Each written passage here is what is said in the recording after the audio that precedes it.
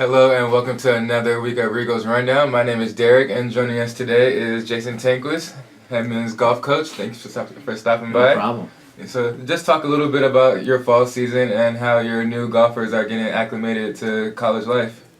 Yeah, I mean our fall season went real smooth. We had eight new faces on the team, just a couple returners and a number of freshmen and a couple other first year players who aren't necessarily freshmen because they have some credits and things, but they are new to our program. And the season went well. It's just good to get those new people acclimated to the schedule and school, and just to get the feel of how we do things. And it's a lot to learn there. Okay, and Seth Hebner is back after having a year off. Just talk about his leadership and how he's been influential on all the new guys that you talked about. Yeah, no, Seth was, he's back this year. He was not in school last year by choice. He wants to go into the golf industry, and so he pursued some stuff out in Arizona.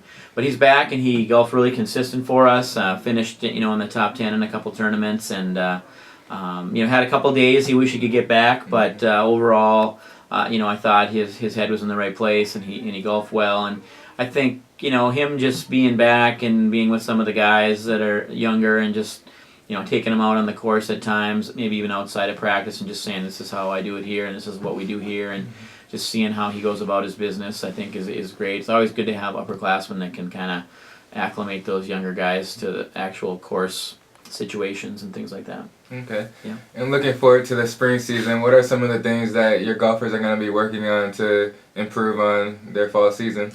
I think it was just good for us to get through the fall season.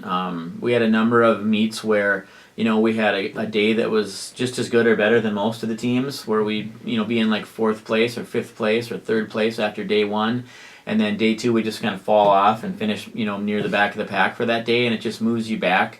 The NSIC is just too good of a league to not be consistent like that, and if we would have had more days, or we would put 2 good days together, we would have finished in the upper part of those tournaments. And so you obviously see that you can golf with these people because you're shooting pretty similar scores, but it's just a few strokes on each day that puts you in, instead of being in third place, you're in ninth place. And for the guys to kind of see that and realize, for them individually, every stroke counts, and if everybody saves 2 strokes on a day, that's 10 strokes, and that can make a big difference. Okay. Yeah.